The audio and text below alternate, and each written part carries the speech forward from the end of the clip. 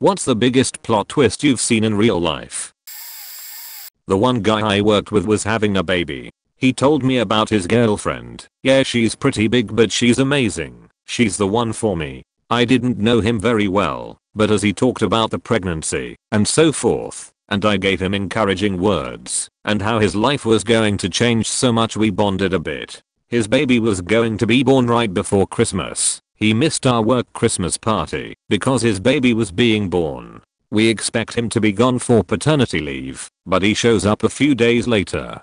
I feared the worst, that the baby had died. It turned out his girlfriend was lying about being pregnant to spend more time with him. I didn't think much of it at the time, but the fact that he brought up she was fat for no reason must have meant she was so fat you couldn't tell whether she was pregnant or not. She showed him someone else's ultrasounds. They talked about what they would name their baby, how they'd handle taking care of it, all that shit. I don't know what she thought was gonna happen when 9 months passed and no baby. I guess it's good she came clean though. A more diabolical person would have faked a miscarriage or something. But that was seriously messed up. Shortly after the dude left, so I don't really know how he handled it.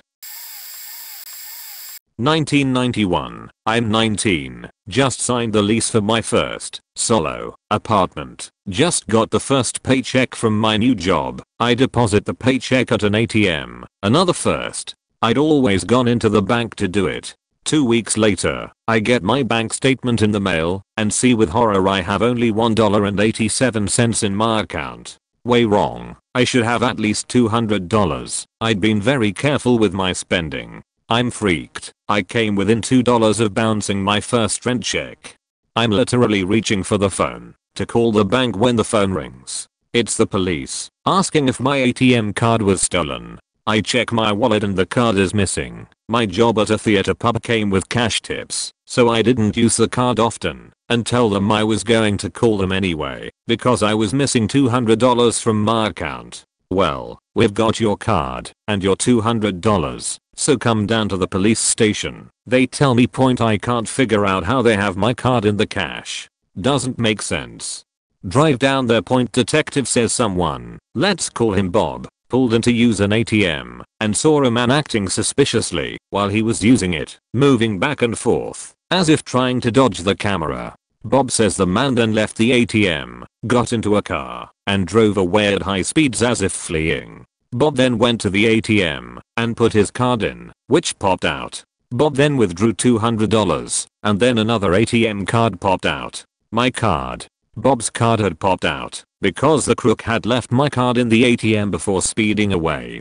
Bob realized he had withdrawn the money from my account and not his, so he brought my card in the cash to the police and reported the attempted theft. The detective gives me the description of the crook. According to Bob, it was a man 5 feet 7 inches, brown hair, round gold rimmed glasses. I say out loud so, about my height, my color hair, and glasses like mine, before realizing Bob was describing me. I'd never deposited a check in an ATM before.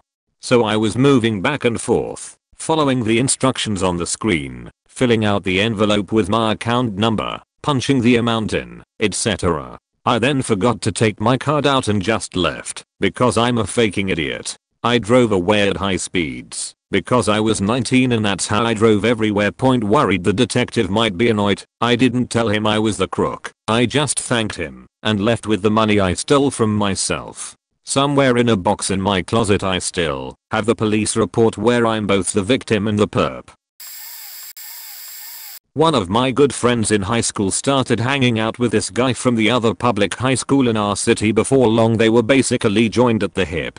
She had a huge crush on him and was pretty sure he liked her too, but she'd never had a boyfriend before, was too shy to make the first move. One night they were hanging out. He told her he had something huge to confess. He was gay. They remained close friends. Then a few months later at a party, the guy introduced all of us to his younger, by 1 year, brother. The dude and his brother looked similar, had similar personalities and the exact same sense of humor. Fast forward 20 years, and my friend is happily married to the brother. Her best friend is her brother-in-law, and he and his husband are godfathers to her kids. Sometimes the painful crush on the gay dude pays off. Edit. For those who feel bad for her husband for being second choice, or think she just substituted him for the guy she really wanted, here is the context you are missing. When she met her now husband, she was already pretty much over his brother. She became friends with her future hubs, and it wasn't until a year or more later that they started dating, after slowly developing feelings over time. Her crush on his brother was brief and adolescent, and she 100% loves her husband for who he is. Yes, the qualities that two brothers share in common were part of what made her develop feelings for both of them, because those are the qualities she finds attractive. Trust me, folks, there is no victim in this story. Everyone ended up happy and loved. For a semester in high school, my English teacher set up this game where one student was a secret killer. Every couple of days the killer would sneak a note into a classmate's locker, backpack, textbook or whatever that says you've been killed. My best friend and I were trying harder than anyone else in the class to play detective on this, especially near the end of the semester. Near the end of school there were about 6 students left alive, and it turns out my best friend was the killer the whole time. Edit. It's probably too late to add to the story, since this post is already old, but there are some great parts that are left out. They took the last 6 students who were alive and brought them in front of the class one at a time, so we could all debate if he or she was the killer or not, and the person could plead their case. The teacher brings my friend up and says, "Okay, tell us what happened." And my friend starts explaining how he had to be sneaky and so on. So there was a good 20 seconds where I just didn't understand what he was talking about. There wasn't any great reveal or drumroll. He just brought him in front of the class and started explaining how he killed everyone. I lost my sheet pretty good. The other twist that I forgot to mention is that at week 2 or 3 he went to a student that he didn't really talk to much and told him that he was the killer and that he needed him to kill John Deere 89. So he hands him a few of the notes, and from then on he had a guy on the inside helping him kill people. That's why he could kill so many people without being caught, because if someone got killed, I was with my friend, so I could vouch for him. The teacher said there was nothing in the rule book that said you could get another person to help you kill people. It was a huge gamble, because the other kid could have just said I caught the killer and the game would be over. I forgot to mention that if you guess who the killer is, nothing happens. You have to catch them in the act. So when there's only a few people left, everyone is yelling "You're the killer" and pointing fingers back and forth.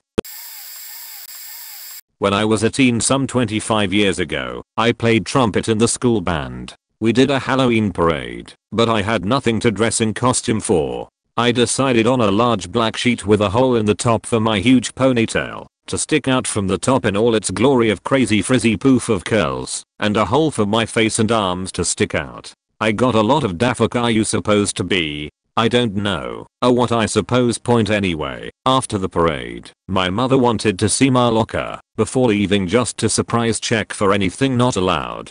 We pass by the auditorium and notice a talent show just beginning. Mom pressured me to enter playing my trumpet in this weird what's it costume, no less. By the time I was to go on, I still had no clue what to play. I felt silly in my Halloween costume getup when nobody else was in costume, unless they were dancing or a magician act. I walked down the aisle towards the stage with trumpet in hand, contemplating what to do in my nervousness. Heard whispers among the crowd as I climbed the little 3 steps of stairs up on the stage. I trip and fall up the remaining 2 stairs. I'm so clumsy. So I stand up and play it off like I meant to do that. Began acting silly and tooting my horn like a duck. Did a silly dance to an improv version of the most basic song to play, Hot Cross Bun / 3 Blind Mice. Ripples of kids are giggling in the audience. I see my mother's face contorted in displeasure that I'm not being serious enough to win this. Too bad, Mom. This is my time to shine in all my goofy glorious weirdness. I wiggle my top knot poof and play a few jazzy bits of songs some older folks should know. Then to finish off, I act like I'm swimming a bit and begin playing Under the Sea from The Little Mermaid I had learned the year before. End it with pretending to drown as I left back down the stairs without falling. Mom took me out in the hall to have her fit for about 10 minutes while the last contestants finish the show. She then goes off to look through my locker while I put away my trumpet and prepare to leave. I wait for her by the auditorium exit. They begin announcing the winners. I won first place. Suck it. Mom. Edit. Till my mom was a helicopter. She was always overly protective and watched everything I did. I wasn't allowed out of her sight often, but she did make me do my own work and applications when it came to my education. I have a similar perfect high school couple story, but doesn't involve abuse. Told this story here a few times, but it's very relevant here. In middle school, a guy, John, and a girl, Chelsea, fake names, are in our friend group and start dating in 7th grade. John's a great looking dude, has a great personality, and is a star athlete, star quarterback, point guard, and pitcher all through high school. Went all state in every single sport he played. Chelsea is drop dead gorgeous, down to earth, a good cheerleader, and is crazy book smart. Straight A's all through school, teacher's pet, never missed a day of class. They are absolutely perfect together, never seemed to have any serious issues, and everyone thought they were destined to get married. They were voted best/cutest couple our senior year for the yearbook. Our senior year is coming to a close, and John gets a full ride to a big D1 college for baseball. Chelsea gets a full ride to the same college for academics. Seems like they're destined to be together, and this was just the next step in their relationship. That was until one of the other cheerleaders walked in on Chelsea, having sex with the head basketball coach. He was a good looking, fun dude in his early 30s, basically an older version of John. After school in a locker room 2 weeks before graduation, the news spread like wildfire. The coach resigned the next day. No idea what happened to him, but Chelsea fell off the face of the earth. No one could get in contact with her, not John, not her friends, literally no one. She soon deleted all social media. She wasn't at school for the next 2 weeks, and she didn't walk at graduation. People tried getting in contact with her that summer, but no one could get a response or track her down. She ghosted everyone, her boyfriend of 6 years, and all of us, her friends she had grown up with. Since we were kids. John was devastated, but he went on to college to play baseball, graduated, and seems to be living a great life now with a solid career and amazing girlfriend. It wasn't until a couple years after we graduated that someone was finally able to track Chelsea down. Her mom finally admitted to a friend that she had Chelsea shipped off to the other side of the country to live with some other family and go to a fallback college in their city to avoid all the backlash and fallout of what she had done. Someone was able to find Chelsea's new Facebook based off this information, and we come to find out that she got married at 20 and has a couple kids. Never completed college, even though she originally had a full academic ride. She seems happy, I guess, based on the Facebook photos, but she ignores and blocks any of us that try to contact her. Legit biggest plot twist I've ever seen, and this happened 9 years ago now. During the last year of my grandfather's life he had dementia and was having trouble keeping track of reality. Before he was placed into hospice he kept complaining about a man that was in his house. He would say that he would come around at night and that he was taking his things and using his stuff. Grandma of course kept reassuring him that she was the only one there. His doctor increased his medications because he was losing touch with reality so badly. Fast forward to my grandfather's funeral and a man showed up that wasn't known by more than a few people in the family. Turns out he was an old friend of my grandmother's who showed up to give his support. In a small town like that it wasn't exactly an unusual thing to have random people show up to the funeral home who knew the person at some point. Well, about a year later my grandmother let slip that she is seeing someone, the guy from funeral.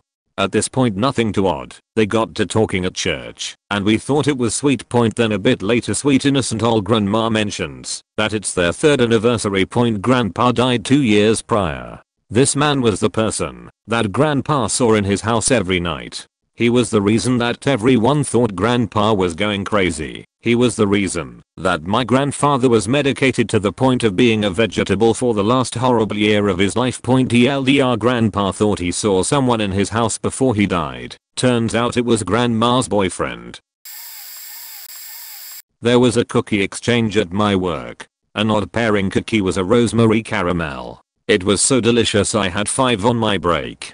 During the day I was so inspired. I worked in a bakery. I was just having the best day. All my favorite songs came on. And then I started getting these burps. It tasted like the rosemary, but something was off. I started feeling weird and tingly before my lunch break. My hand started to feel odd. Now being the mixer for the day, I worked with heavy machinery and knives. Soon a manager came by and asked if anyone had some cookies. Short while later I find myself in a room with a handful of other people, all with odd issues. Some were confused, others their stomachs felt off. EMTs, poison control, local police, firefighters were all cramming into the room to examine us. All point turns out that odd pairing was weed cookies. We were stoned out of our minds. Edit. Spelling. Lol. Edit 2. Wow. I didn't think this would blow up. I love all of your questions. Yes, this did happen. It happened about 3 years ago. I did get a ride home. Noon was hurt or injured. Plenty scared, but then relieved. Point the person who accidentally brought the cookies was never prosecuted. She just has a crazy story to tell, me and my co-workers included. I thought this was going down a completely different path. Point this girl I went to school with was the same. Smart, really nice to everyone, good looking, traditional family, does charity work. Her grandfather and her dad own the biggest transportation company in our area, and her mom runs a successful clothes shop for other rich women. She got a psychology degree and opened her own practice. Then she married a distant cousin, equally rich, smart, nice, good looking. Point a few years into the marriage they get divorced for apparently no reason, and both delete all social media accounts. Turns out she had been working as a prostitute ever since she started college. It's legal here. Her family confronted her and she confessed, said she does it for fun, sort of a hobby. Edit. Now I remember more stuff. She also faked a pregnancy to get the guy to propose, then a miscarriage when it was too late to call off the wedding, and faked a mugging after a client beat her and stole all the charity money she had been carrying. She was treasurer at the local Lions Club or something. Then she spent weeks in the hospital for a very suspicious heart attack at 26. Willie and Devin egged each other's houses. Devin also egged Tristan's house. Point events that happened after, in order. Devin egged Willie a second time because Willie did it once. Willie called the cops on Devin but nothing happened. Tristan keyed Devin's car. Devin egged Willie once more in retaliation and even punched him, thinking it was him. Willie called the cops again, and Devin got fined heavily. I heard he got arrested, but not sure about that. None of them actually egged each other the first time. It was me. Point edit. I can't answer every question, but I'll throw in more details. I had 3 other accomplices. There were 4th and 5th egg victims named Isaac John, but the former had no part in revenge. John just went along with Devin. This happened around 2009/2010, way past the statute of limitations in my state by now, when we were barely out of high school. Immature kids, whatever. Willie Devin were notorious douchebags in our community, so we wanted to teach them a lesson. It helped a lot that Willie Devin really hated each other already. Tristan was also kind of a dick, but this incident taught him to be a better person. Tristan is one of my best friends now. I actually confessed to him what I did. He found it funny, was still glad he had the adrenaline to key Devin's car. He kept quiet about it. Point edit 2. Wow, I got gold. Thank you, kind stranger. This isn't my proudest moment either, but whatever. I was 19, and I had just started a job at a new sushi restaurant. Well, the manager that was showing me around my first 5 days was young and pretty cute. She seemed flirtatious, but I wasn't trying to push or assume anything, because I was a new hire. Well, after that week, she went on a vacation for a month to the Philippines, so I kind of forgot about her. Well, a month later she returns, and she is out drinking. So at 2:30 in the morning I get a random call from her saying that she has been drinking and is now driving, which I hate, and she wanted to talk to someone. Anyway, after a lot of bullshit from her end, she ends up at my place, cause she needed to go to the bathroom, and I wanted her off the road. She ends up deciding she can't/shouldn't drive, and she wants to stay the night. So I set up the extra futon for her, cause she is my manager and I ain't trying to cause no problems lol. Well, she decides that she sobered the fuck up when I turn out the lights, and she starts getting talkative and flirtatious. Things escalate and I end up stopping it before we have sex. At this point it's 5 in the morning and I ask, are you good to drive? She responds, yeah, I should probably get going. My husband is at home waiting for me. What the fuck? TLDR, manager was too drunk to drive.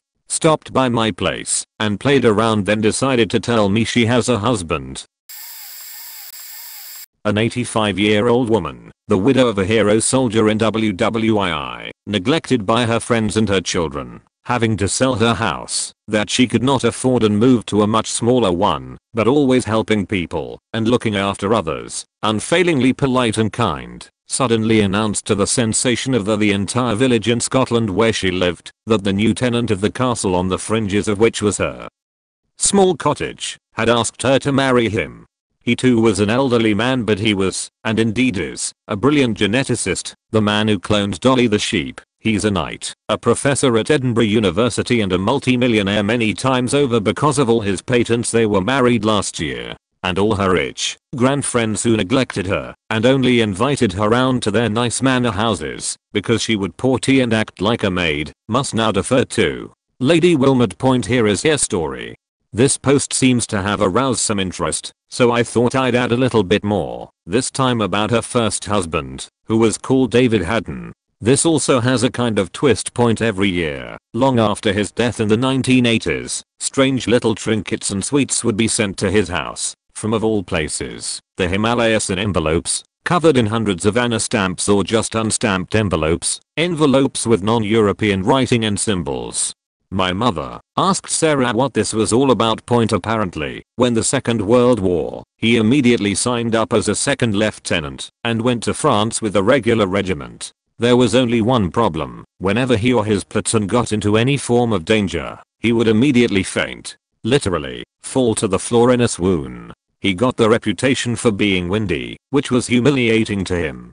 They were going to cashier him, which would have been terribly shaming in a war when everyone else was fighting, so instead they sent him out to India to join the Indian Army. Some doctors there diagnosed his problem: severe narcolepsy brought on by adrenaline stimulus. He was classified as the British Army equivalent of 4F, which is the worst health categorization you can get. And they put him in charge of some Gurkhas who had all themselves been seriously wounded and could not fight.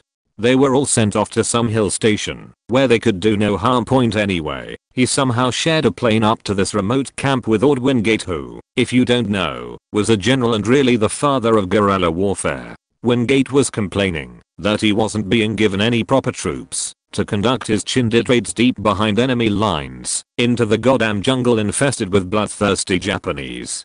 Haddon immediately volunteered himself and his crocs, and off they went, conducting some real first blood attacks 300 miles deep into Burma with no other support than airdrops, attacking supply lines, ambushing staff cars, blowing up rear bases. The only problem was, whenever they were conducting attacks, he could conk out, keel over. Nothing daunted, his men would prop him up and carry him with them in a litter whenever they were storming a machine gun nest or whatever.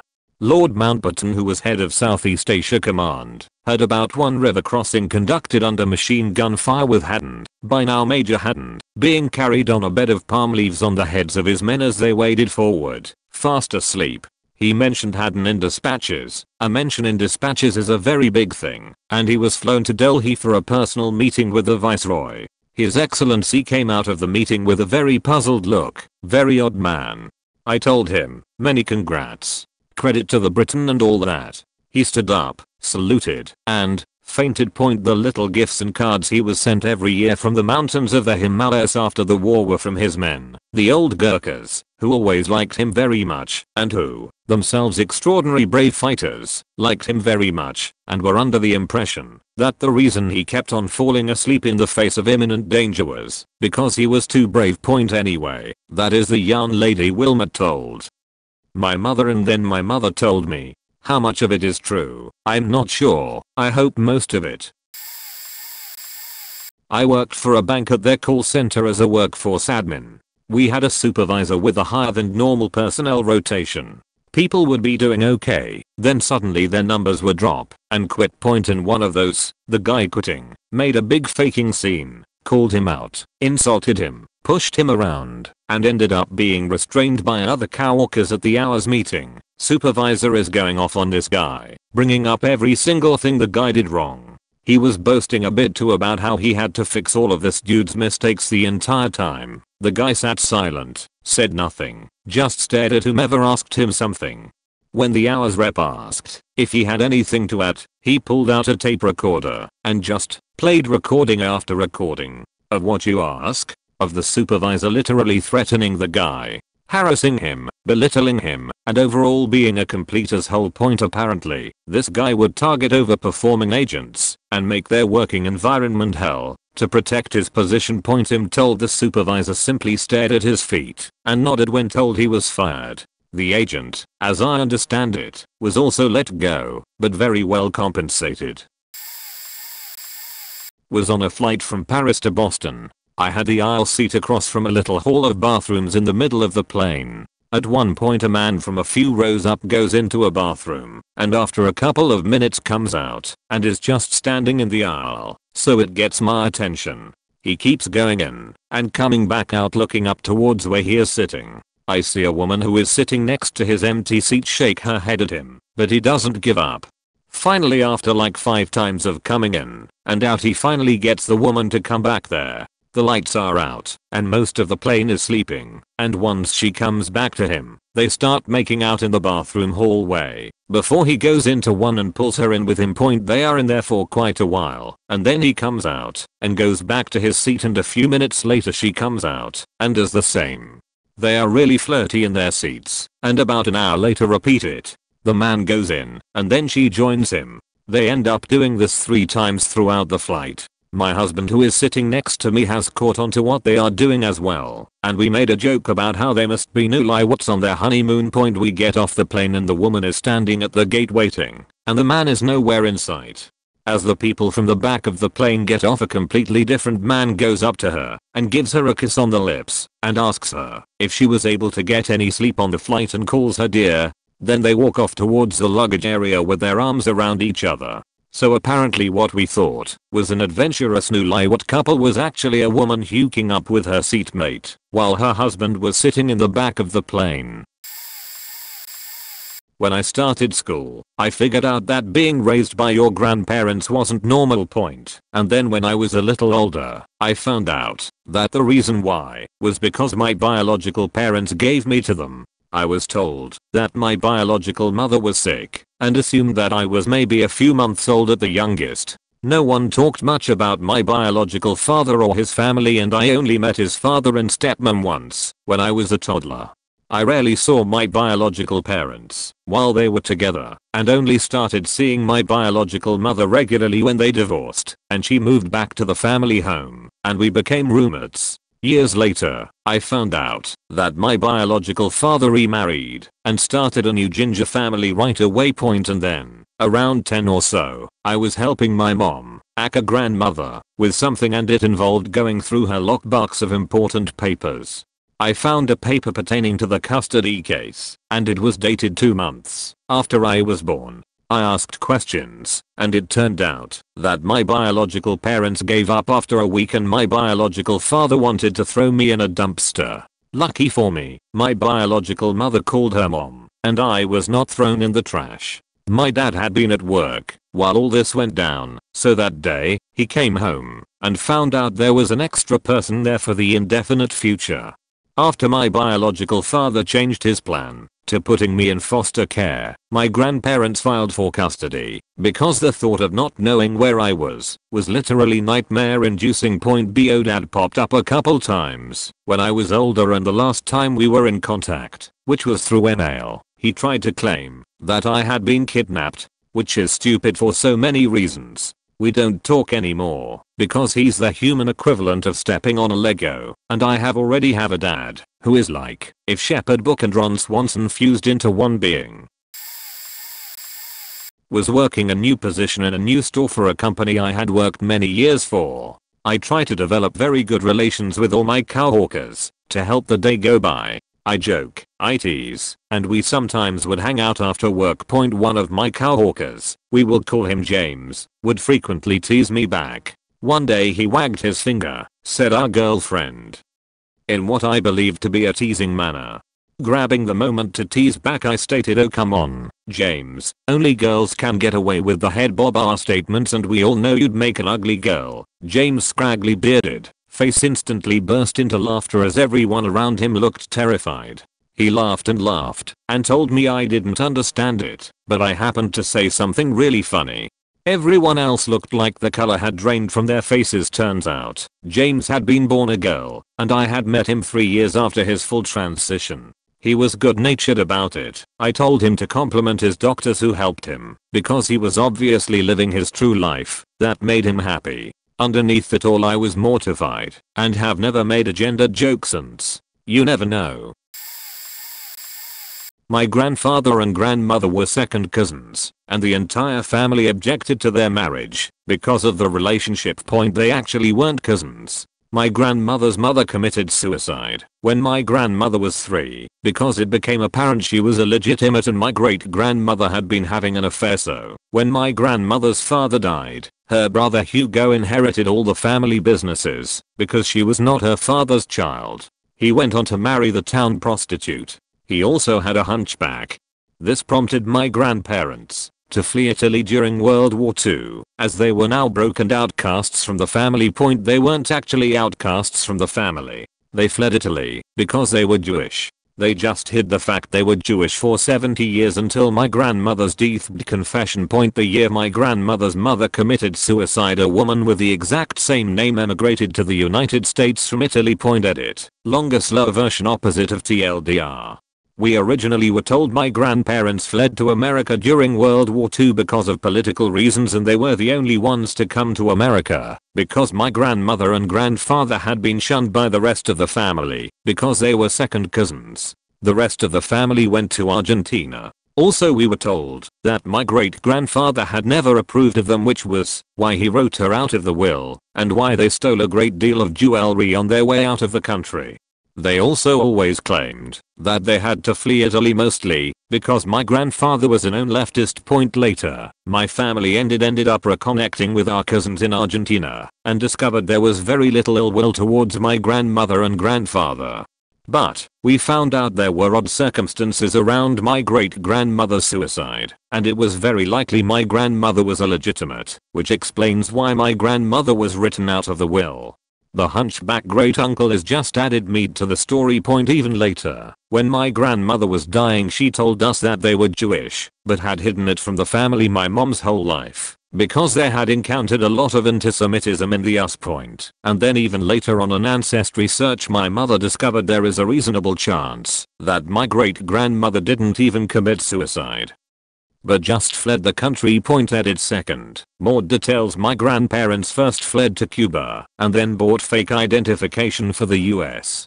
My grandfather was a metallurgist and had no problem finding work in the US war effort WWII, but couldn't keep work because every time they ran a background check he looked very suspiciously like an Italian spy. Point, they ended up in Chicago where my grandmother did doctorate work under Fermi and got a PhD in chemistry. But she couldn't get a job as a professor there. She claims it was because of sexism, so she got a job in the science library and then went on to get a second PhD in library sciences. My father is Jewish, and they objected quite a bit to my parents' marriage because of this. The irony being that their objection was because they were afraid my mom would be doomed to encounter the same anti-Semitism that they encountered. Point, every evening at 5 PM they would have cocktail hour and my grandmother would smoke a cigarette and have a scotch. She was in the hospital for hip surgery and wanted her cigarette and scotch. She tried to bribe the orderly, but he brought her an addiction counselor instead. Years ago when I was in college, I drove back to my hometown to spend Valentine's Day with my best friend, as we were both single and lonely. She got a group of people together and made plans for all of us to go ice skating together on V-Day. A lot of people we knew from high school were going to be there, including this one skanky girl my bestie did not like. When I asked Jer why she had invited this girl, she started gushing about how much this girl had grown and matured, and how impressed she was by her. Well, great, I thought. I love me a good success story, and I was really excited to see her. Well, ice skating never happened. That girl had gotten into an argument with her mother and her ex, during which she had threatened to kill herself. Her mom and ex made the mutual decision to call 911 and have her admitted to the hospital. So my best friend and I went to visit her in the hospital. Now apparently when you are a female and you're admitted to the hospital for mental health concerns, they do a bunch of tests on you, including a pregnancy test, and they for sure pregnancy tested her. She dropped the bomb on us that she was 8 weeks pregnant. We congratulated her, of course, even though a baby was the absolute last thing she needed. And bless her heart, she seemed to be self-aware enough to realize this, and she kept telling us, no, this is not a good thing. But wait, there's more. Y'all thought the pregnancy was the plot twist, right? Well, little did we know there was much more to come. See, after leaving the hospital, my best friend and I decided to hit up the grocery store for some chocolates and sparkling grape juice to enjoy together. While at the grocery store, we ran into a guy that my best friend knew from elementary school. They made small talk for a few minutes. Now, apparently he knew Skanky Girl too, and I can't remember why, but he brought her up.